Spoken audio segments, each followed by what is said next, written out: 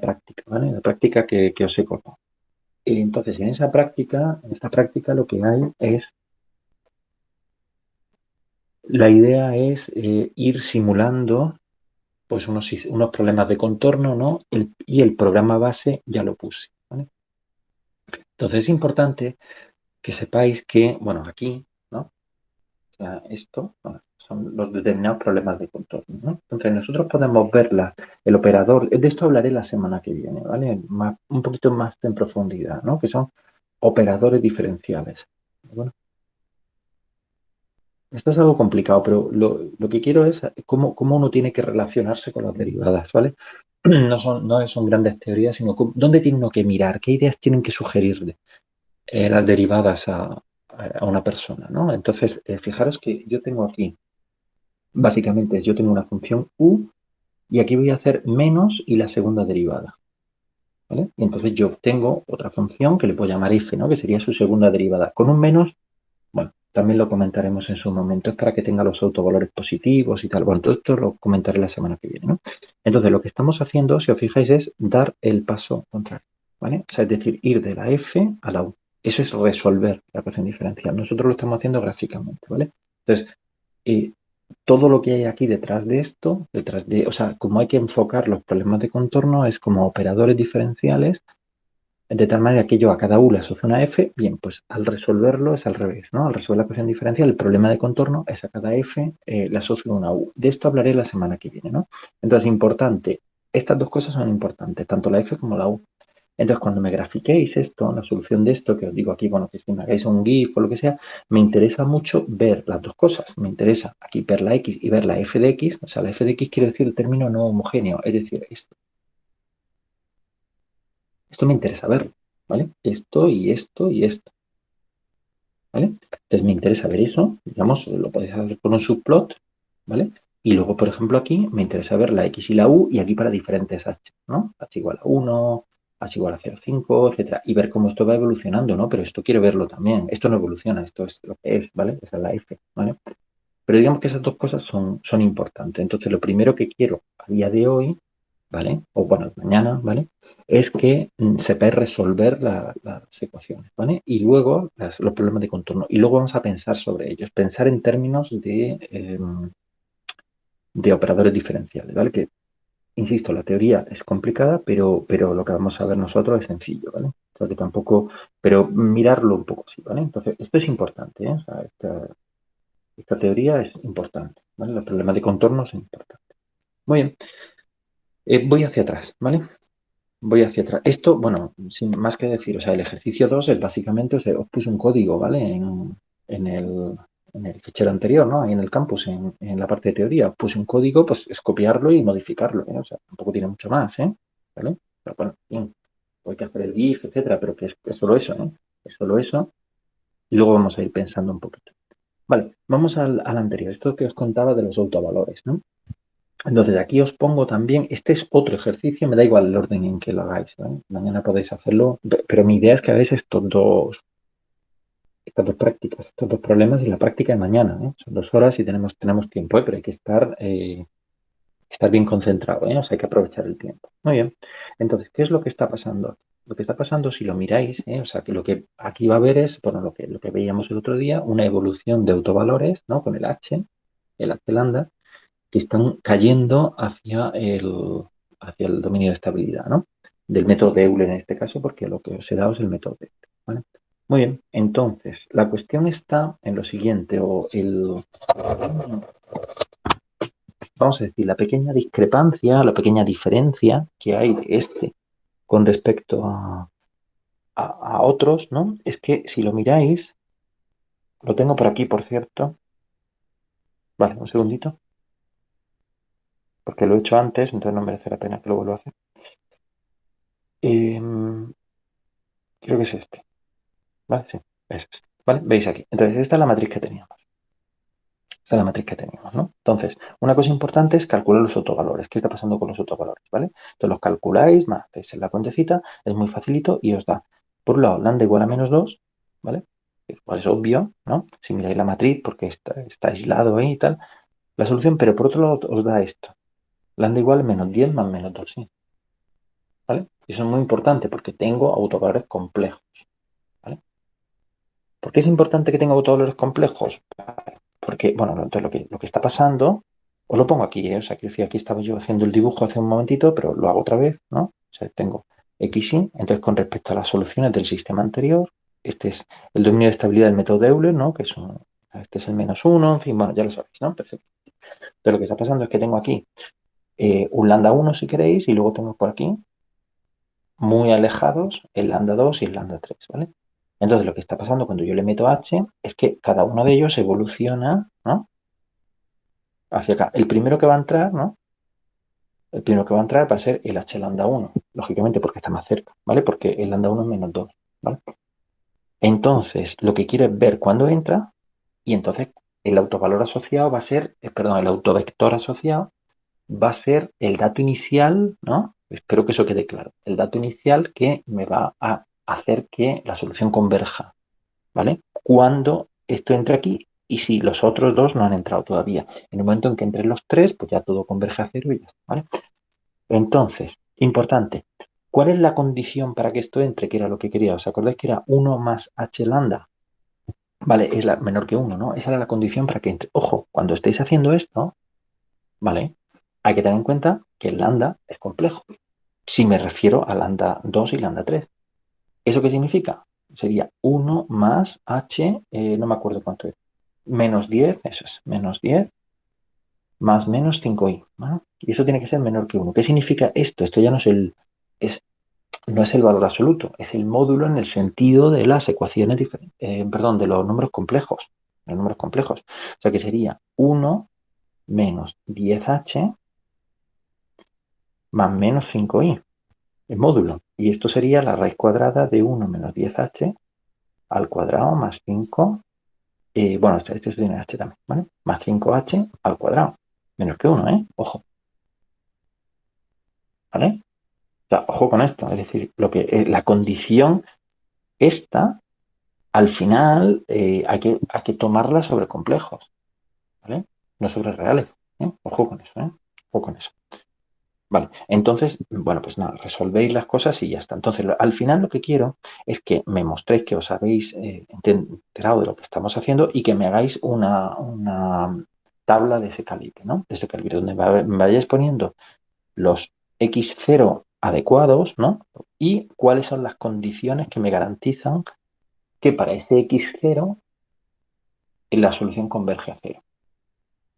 ¿Vale? Eso es lo que quiero. Pero además quiero verlo luego, o sea, porque estamos en numérico, ¿no? Quiero decir, estamos delante del ordenador. Entonces ya, como tenemos el ordenador a mano, esto ya no es una consideración filosófica. No, no, no, no, quiero verlo. Es decir, que este x sub 0 me lo pongáis y me pongáis un valor de h aquí y me aseguréis que eso funciona. Quiero verlo, ¿vale? Quiero verlo, punto. ¿Vale? Muy bien. Entonces,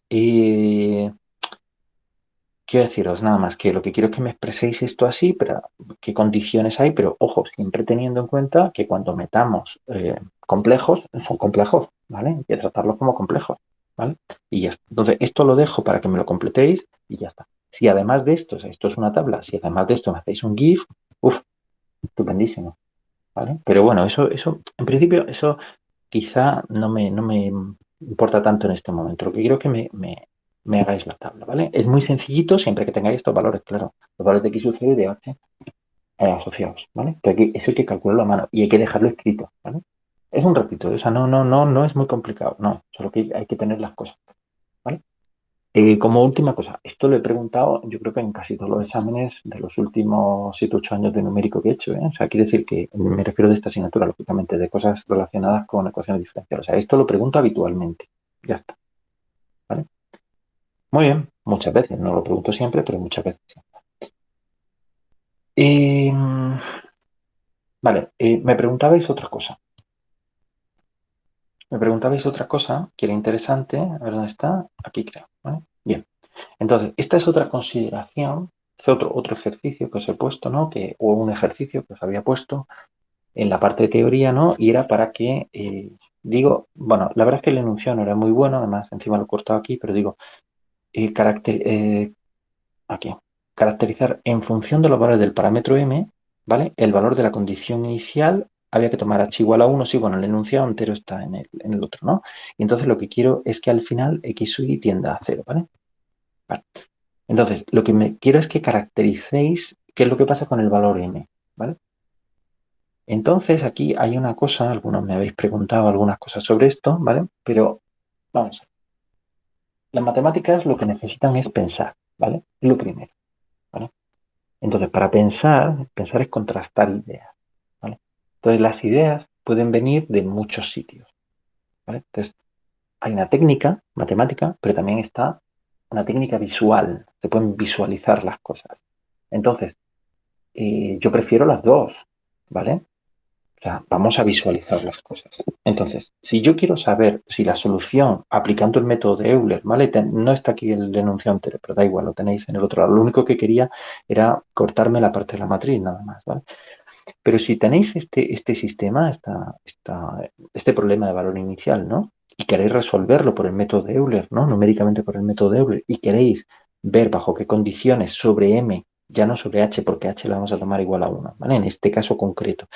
Si queréis ver sobre qué condiciones la solución va a cero, ¿vale? Bueno, lo primero que tenéis que mirar es la estructura de aquí. Entonces, si yo hago los autovalores, perdón, menos lambda 1, m menos 1 y menos lambda, ¿no? Igual a 0, ¿vale? Entonces esto me quedaría lambda cuadrado menos m menos 1 igual a 0, ¿vale? Aquí podría haber puesto una letra, ¿vale? No tendría por qué poner m menos 1, ¿no? Sino alfa, yo qué sé, o lo que sea. Pero bueno, está el m menos 1 y ya está. Vale, entonces tengo que lambda cuadrado es igual a m menos 1, por tanto, lambda es igual a más menos la raíz de m menos 1. Vale, cuidado con esto. Esto, vale, está bien, ¿no? Ojo con estas cosas, ¿eh? Si esto lo hace un chaval de 15 años, ¿vale? Pues vale, está bien, ¿no?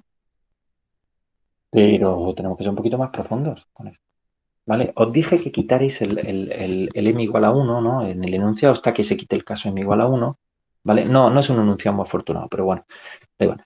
¿Pero para qué? Para evitar degeneración, ¿vale? Porque cuando pones m igual a 1 tienes un autovalor doble, en fin, bueno, es una serie de cosas. Y bueno, no quiero centrarme en eso, o sea, no quiero centrarme en la degeneración, pero sí que, ojo, no, vamos a ver, o sea, no se puede poner esto, ¿vale? O sea, tenéis que poner lambda es igual a, o los autovalores, ¿no? Son la más menos la raíz de m menos 1 si m es mayor que 1. Insisto, el m igual a 1 no tiene interés, ¿vale? Pero luego sería más menos la raíz de, si queréis, valor absoluto de m menos 1 y si m es menor que 1. O sea, estamos en autovalores complejos. Lo podéis expresar como queráis, ¿eh? Me da igual que luego pongáis más menos la raíz de 1 menos m si m es menor que 1. Es que me da igual, o sea, lo que sea, pero y, ¿no? Pero hay que poner la i, ¿vale? O sea, a ver, esto no es verdad. Esto pone para todo m mayor que 0 o en r o yo qué sé, o m menos 1 y tal. Esto no es verdad. Bueno, no es verdad. O sea, que es más preciso, quiero decir, que es más preciso. ¿Vale? Muy bien, entonces vamos a ver qué pasa. Y esto hay que saberlo antes de lanzarse a hacer cuentas. Hombre, uno puede hacer cuentas, pero tiene que hacer cuentas mirando lo que hay, ¿no? Entonces, vamos a ver lo que pasa por aquí. Yo tengo mi dominio de estabilidad de Euler, ¿vale? Bueno, este sería el plano complejo, más que aquí sí el plano complejo, pero bueno. Vale.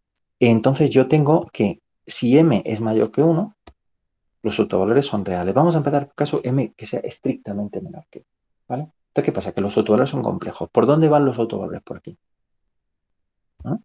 A pares, ¿eh? O sea, este está conectado con este está conectado con etc., ¿no? Entonces, cuando yo tome lambda h, ¿qué es lo que va a pasar? Que estos autovalores van a ir para acá. Pregunta, a ver que alguien me lo diga. A ver que alguien me lo diga, por favor, por el chat. En algún momento, esto es si m es menor que 1. ¿Vale? Insisto, el caso 1 no me interesa, no es un caso que me interese especialmente, pues es un caso degenerado. No es eso lo que quiero, focalizarme en este momento, ¿vale? Entonces, supongo que m sea menor que 1. Por tanto, los autovalores son complejos. Los valores de h lambda, tanto del uno como del otro, ¿en algún momento van a entrar en el dominio de estabilidad?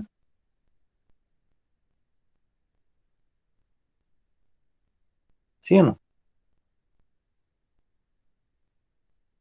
Claramente no, claramente no. y me da igual el valor de h. ¿De acuerdo? Aquí lo que me da igual que mueva la h o que mueva la lambda.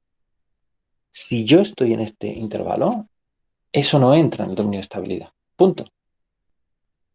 ¿Veis? Entonces, no hace falta hacer cuenta. La cuenta que he hecho es muy sencillita. O sea, vamos a revisar un poquito. La cuenta que he hecho ha sido esta y esto. No hace falta cálculo de autovectores. No, pero sí que es preciso. ¿Vale? Hay que ser precisos. Estáis en tercero. Estoy ya terminando. Quiero decir, o sea, no sois unos chavales que acabáis de llegar de no sé, de instituto, de donde sea, ¿no? De las enseñanzas medias. Y entonces llegáis aquí y tal, ¿no? Y desembarcáis ¿no? en la facultad, un poco despistados y tal, ¿no? Ya lleváis mucho tiempo, ¿vale? Entonces hay que ser precisos, ¿vale? Insisto, más allá de que luego hay los casos degenerados, que nos focalicemos más o menos, que no me interesan los casos degenerados porque, bueno, pues estudiar casos degenerados lleva mucho tiempo, pero la visión general sí tienes que tenerla clara, ¿vale? Muy bien. Siguiente cosa. Vamos a suponer que m es mayor que 1, ¿vale? Entonces, cuando m es mayor que 1, ¿yo qué es lo que voy a tener? Lambda es igual a más o menos la raíz de m menos 1. Esos van a ser mis autovalores. ¿Cómo son? Pues hombre, yo creo que es obvio. Uno positivo y uno negativo, ¿no? Uno positivo y uno negativo. Bueno, este depende del valor de m, estará, ¿vale? Dentro o fuera. ¿Cuándo va a estar fuera? Este es el 2. ¿Cuándo va a estar fuera? ¿Para qué valores de m? O sea, ¿para qué valores de m va a estar a izquierda y a derecha? Porque este no va a entrar nunca. Este cuando yo mueva la M se moverá para acá, para donde sea, pero no va a entrar nunca. Luego, hay una parte que nunca va a entrar en el dominio de estabilidad. Nunca. ¿Vale? Luego, si yo preguntara, es que, claro, depende cómo se pregunta, pero si yo pregunto, ¿qué condiciones me garantizan? ¿Qué condiciones sobre M o sobre H me garantizan que la solución va a converger a cero? eh, digamos, por el método de Euler. Cualquier solución, de toda la solución. Respuesta, ninguna. Ninguna condición. De ninguna manera va a entrar en cero. Más allá de los casos degenerados que no quiero, podría ser el caso cuando m es igual a 1 o el caso cuando el x0 es igual a 0. Bueno, quitando casos degenerados, la respuesta sería ninguna. Ninguna condición me garantiza que la solución completa de cualquier dato inicial vaya a cero cuando el y tiende a infinito. Estas cosas hay que verlas. ¿Se entiende? Estas cosas hay que verlas. Y hay que verlas, en fin, o sea, no hace falta hacer mucho cálculo, ¿vale? Bueno, ¿alguien me dice cuál es la condición esta? ¿Cuáles son los valores de m? O sea, ¿cuándo me sitúo aquí? Sería cuando la raíz de m menos 1 sea igual, bueno, en este caso, menos sea igual a menos 2. Exactamente, eso es, ahí está. O sea, sería que m menos 1 si elevado al cuadrado, ¿no? Al cuadrado, que m menos 1 sea igual a 4. O sea, que m sea 5. O sea, que el borde aquí es 5. ¿Se entiende? Entonces, ¿vale? Bueno, entonces esto me lo rehacéis, pero este es el número de cosas, o sea, ahora lo miráis, ahora lo hacéis y tal. Entonces, este es el número de cosas que antes de hacer cuentas uno tiene que tener claro, ¿vale? Uno tiene que plantarse delante del problema y tener claro qué es lo que está pasando en el problema, ¿vale? Entonces, hay un autovector que tiene interés, que es este, bueno, el asociado a este autovalor que en un momento entrará y en otro momento no entrará. ¿Vale? Dentro del dominio de estabilidad, dependiendo de cómo yo vaya moviendo la m, insisto, para h igual a 1. ¿Vale? Pero es un dibujo muy sencillito, pero hay que tenerlo bien claro. ¿Vale? ¿Se ha entendido? ¿Se ha entendido un poco la situación? Y sobre todo, ¿se ha entendido cómo estos dibujos nos ayudan? ¿Vale? Mucho a saber qué es lo que está pasando. ¿Se entiende o no? ¿Me contestáis por el chat? Sí. Es una cosa muy sencillita. ¿Vale? Entonces, pensar sobre ello. E insisto, esto tiene muchos boletos, ¿eh? Tiene muchos boletos. Lo que os digo, en el examen final, que ojalá nadie venga, nadie de los que estáis aquí venga, pero si alguien viene en el examen final, vamos, yo 99% de que una cosa de estas le cae, ¿vale? En el examen final, que es el examen de evaluación, yo no sé en los exámenes parciales, solo tengo que pensar, pero en los exámenes finales, ¿esto cae? Sí o sí. ¿Está claro? ¿Vale? Entonces, es sencillamente que tengáis las ideas claras. ¿Vale? Muy bien. Voy otra vez a... Voy aquí. A ver, voy al enunciado. No sé cuál era esta. Ahí está, ¿vale? Bien. Entonces, ahora tenemos este, ¿no? Que era, bueno, esto es la parte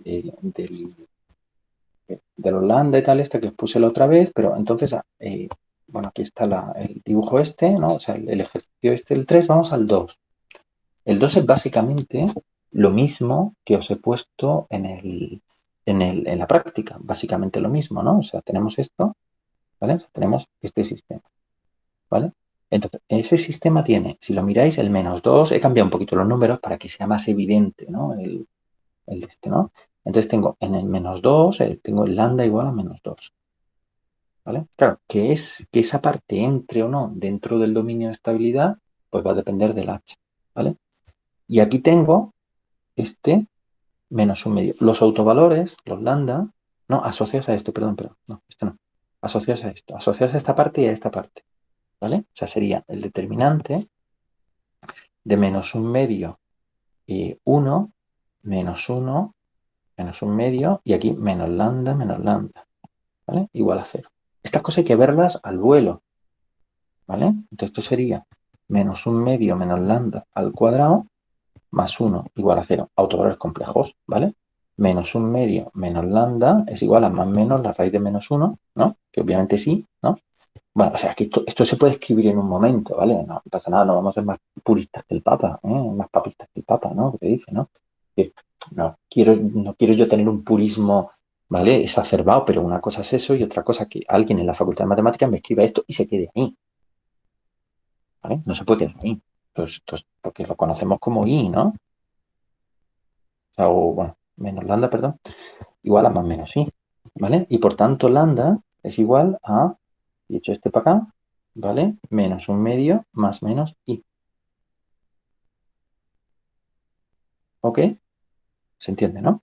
¿Vale? Entonces, claro, ¿qué es lo que está pasando? Pues lo que está pasando es lo mismo que todo, ¿no? O sea, tengo este y aquí tengo pues unos determinados, ¿no? O sea, está por aquí, ¿no? Pues está yendo, ¿no? A medida que el h tiende a 0, están yendo los lambda h, ¿vale? Están yendo hacia el origen, ¿no? Y en ese camino hacia el origen, ¿vale? Cruzan el dominio de estabilidad, bueno, se meten en el dominio de estabilidad, ¿vale? Y en ese momento las soluciones van a hacer. Y si no, las soluciones no se van a hacer. Ya está. Algo tan sencillo como eso. ¿Vale? Nada, ¿vale? Ya, nada más porque no hay nada más. Pero cuidado, de nuevo, la condición que tiene que verificarse, ¿no? Para que cosas como esta se metan, cuando yo meto el H, ¿no? Yo a esto le meto el H, de nuevo, estamos hablando de cosas complejas, es decir, estamos hablando de valores complejos. Por tanto, bueno, el H no porque el H es real, ¿no? Pero esto en sí es complejo, ¿vale? Entonces, cuando yo meta que 1 más lambda por h es menor que 1, esto es complejo,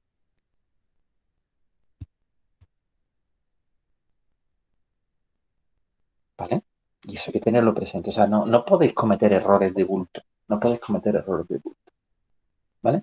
¿Ok? ¿De acuerdo?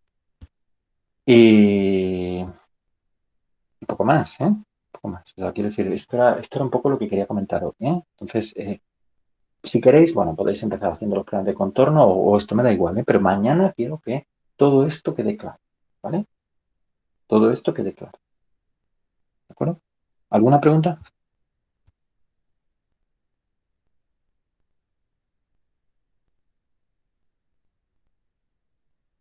¿Se ha entendido hasta aquí? ¿Vale? Muy bien. E insisto también, otra cosa importante. Hay que aprovechar el tiempo de clase, ¿vale? Es decir, el tiempo de clase hay que aprovecharlo. O sea, no me vale no aprovechar el tiempo de clase. O sea, hay que ser eficiente, hay que ponerse a trabajar, ¿vale? Si luego tenéis otra cosa que hacer, pues os dais y luego lo hacéis, ¿vale? Pero el tiempo de clase hay que aprovecharlo, ¿eh? O sea, eso es algo importante. Tengo 10 minutitos, entonces os voy a hablar un poquito de operadores diferenciales. Muy poquito. Entonces voy avanzando un poquito lo de la semana que viene. Si tenéis alguna duda, me la hacéis ahora mismo. Me refiero a alguna duda de la práctica, ¿vale? De la práctica de mañana, ¿vale? Y si no, obviamente mañana lo iremos viendo, ¿vale? Bueno, operadores diferenciales es sencillamente una cosa, ¿vale? Y nosotros estamos acostumbrados, ¿vale? Estamos acostumbrados a ver la herramienta, ¿no? La herramienta, hay muchas herramientas de matemáticas, ¿no? Lógicamente, ¿no? Pero una herramienta puede ser la derivación, ¿vale? Entonces, una derivada, dos derivadas, lo que sea, ¿no? Entonces cogemos una función u, permitidme que le ponga u, ¿no? Y entonces hacemos la derivada de u con respecto a x, ¿vale? Y no vemos nada más, ¿vale? O sea, es decir, lo mismo, ¿no? Es que estamos en, o sea, quiero decir, o sea, estamos igual que lo de los automáticos, ¿no? Es decir, cuando nosotros estamos mirando una herramienta o lo que sea, ¿no? Tendemos a ver las cosas, ¿no? Con la perspectiva desde la que nos enseñaron. Entonces nos enseñaron a derivar, no sé, pues con 15 o 16 años, ¿no? A todos, ¿no? Nos enseñaron más o menos a derivar a esa edad, ¿no? Entonces, bueno, vemos esto como la herramienta, ¿no? La realidad es un poquito más compleja, ¿vale? La realidad es un poquito más compleja. Y la pregunta es, ¿sobre qué espacio está mi U? Entonces, ahí entramos en espacios funcionales, ¿vale? Los espacios funcionales tienen un problema muy gordo, ¿vale?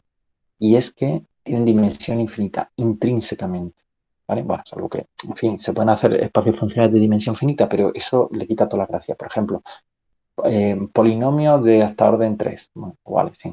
Vale, sí, eso tiene dimensión finita, tiene dimensión 4 y tal, ¿vale? Pero eso es isomorfo a R4 y al final, bueno, eso no tiene más historia. No son espacios de polinomios, o sea, yo puedo hacer espacios de polinomios, pero en cuanto, va, en cuanto profundice un poquito, me encuentro enseguida con que si yo quiero controlar qué es lo que está pasando, perdón, con una derivada, con el concepto derivada, que estamos haciendo una función que es derivada, derivada con respecto a x o con respecto a t, me da igual, con respecto a una variable, ¿no? Y tengo que controlar un poquito más. Entonces, una de las cosas, ¿no? Uno empieza a estudiar y una de las cosas que se da cuenta es que tengo que definir primero problemas acotados, o sea que yo tengo u de x con x en el intervalo AB. Eso para empezar. Entonces vamos a empezar a tratar con problemas acotados. Eso para empezar. Eso no debería ser una sorpresa, porque en numérico, ¿vale? Todo tiene que estar acotado, ¿no? El problema desde el principio, ¿no? Ya hablamos un poquito de eso, ¿no? Tenemos que tener cotas, que si la banda, etcétera, etcétera. Y si no hay cotas, el numérico se te va, ¿eh? Pero también el teórico, ¿eh? También el teórico. Es decir, este tipo de consideraciones, lo primero tenemos que trabajar sobre un intervalo acotado. Punto número uno, ¿vale? Punto número dos. No son solamente las funciones, sino lo que rodea a las funciones. Una manera adecuada de trabajar con los problemas es poner que u de A, si yo estoy en el intervalo AB, igual a u de B es igual a cero. Esto, bueno, por ahora creerme, pero esto es algo muy bueno. ¿Por qué?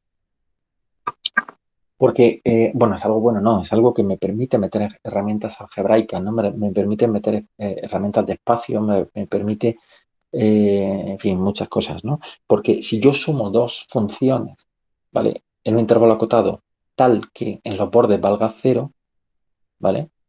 La suma también va a verificar que en los bordes vale cero. Si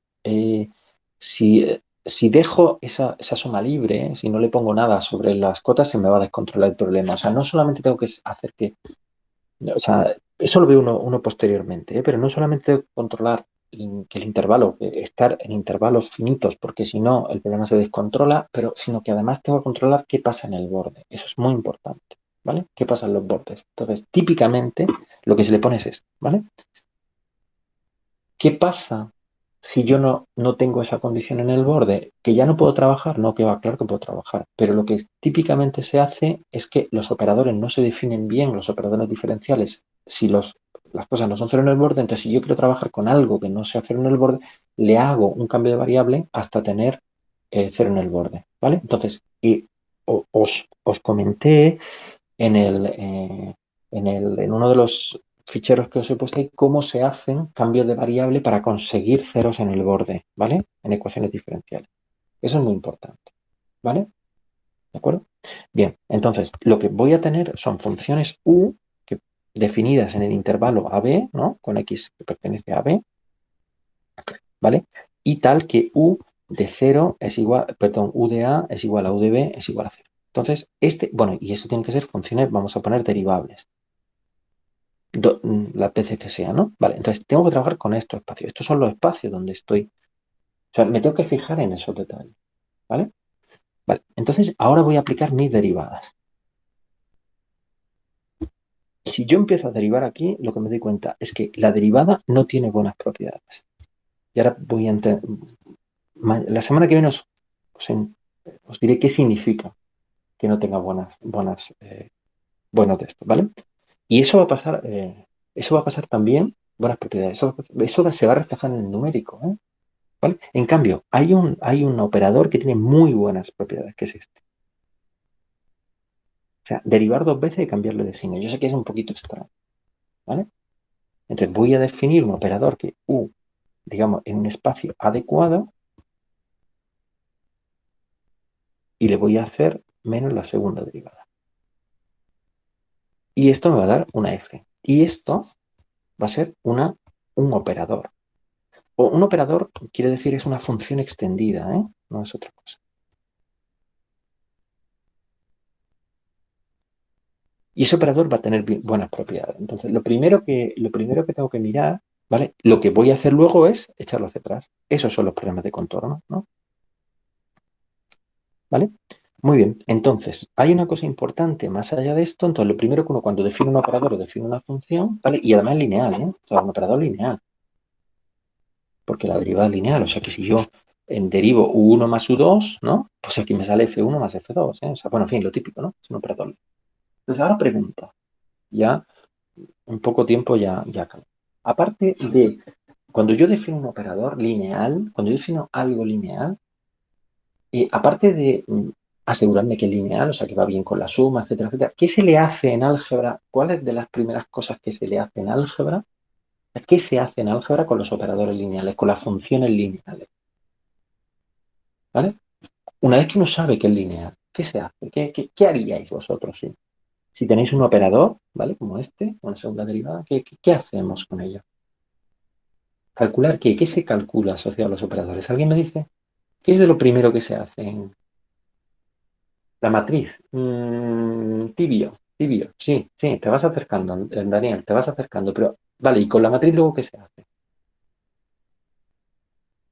Esto, el problema que tiene es que tiene dimensión infinita. Entonces, si le metemos una matriz, la matriz tendría que ser de dimensión infinita. Entonces, matrices de dimensión infinita, bueno, sí, se puede trabajar con ello, ¿no? Se hizo, por ejemplo, Heisenberg es muy famoso, ¿no? Un matemático y físico de principio del siglo XX que trabajaba con matriz infinita y tal, pero bueno, algo más, aparte de esto, los autovalores, ¿vale? Y los autovectores, autovalores y autovectores. Entonces, en este caso, vamos a ver, vamos a calcular los autovalores de este problema diferencial. Entonces sería menos la derivada de u con respecto a x dos veces, ¿no?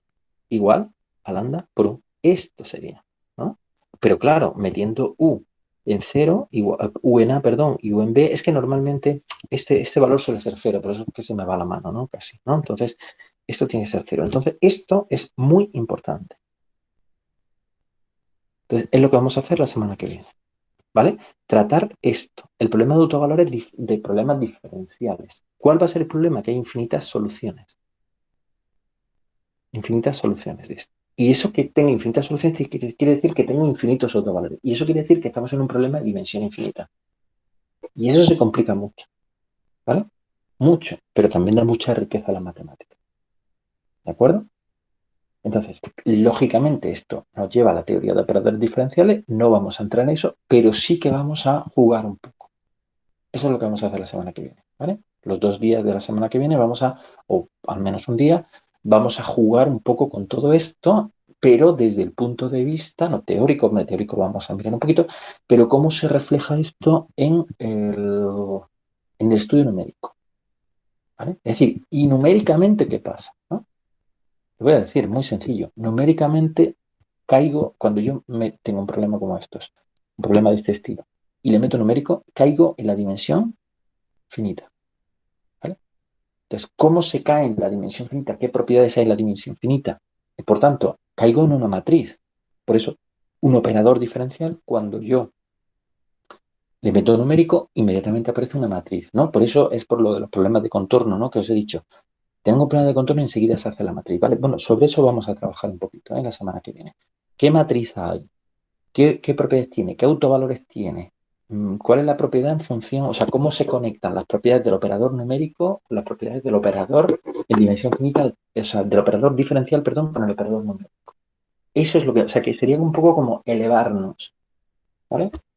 Elevarnos es decir, mirar el problema de otro punto de vista, ¿de acuerdo? Y eso es lo que vamos a hacer la semana que viene. ¿Alguna pregunta? ¿Es interesante o no? ¿No os parece interesante? ¿Habéis escuchado alguna vez operadores diferenciales? La expresión operadores diferenciales. ¿Alguien la ha escuchado alguna vez?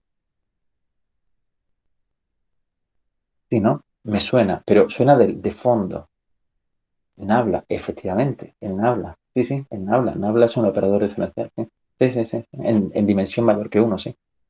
Normalmente en dimensión 3, ¿no? Efectivamente, el operador Nabla es lo mismo que esto, ¿vale? Pero para precisar bien el Nabla no son solamente ecuaciones diferenciales, sino, o sea, no son solamente derivadas, sino que además el Nabla tiene que tener unas determinadas condiciones de contorno. El problema del Nabla es que en dimensión uno y es lo que digo, perdón, en dimensión uno no, de orden uno es una derivada. Las derivadas no van bien, derivadas solas no. En cambio, las segundas derivadas sí va bien. O sea, Nabla es este, ¿no? Nabla sería la parcial con respecto a x y más la parcial con respecto a IJ, ¿no? Eso sería el nabla, ¿no? El operador nabla, ¿vale? Entonces, el nabla no va bien, ¿vale? Lo que va bien es nabla cuadrado, o sea, nabla por nabla, ¿vale? ¿Y nabla cuadrado qué es? Nabla cuadrado, bueno, y de hecho menos, ¿eh? Tiene que ser menos. Menos y es parcial segunda con respecto a quito PC más parcial segunda con respecto a quito PC. Vale, ¿y cómo se llama esto? ¿Qué nombre tiene alguien por el chat que me lo diga? ¿Cómo se llama el nabla al cuadrado? Venga, ¿no lo sabe nadie? No me lo puedo creer.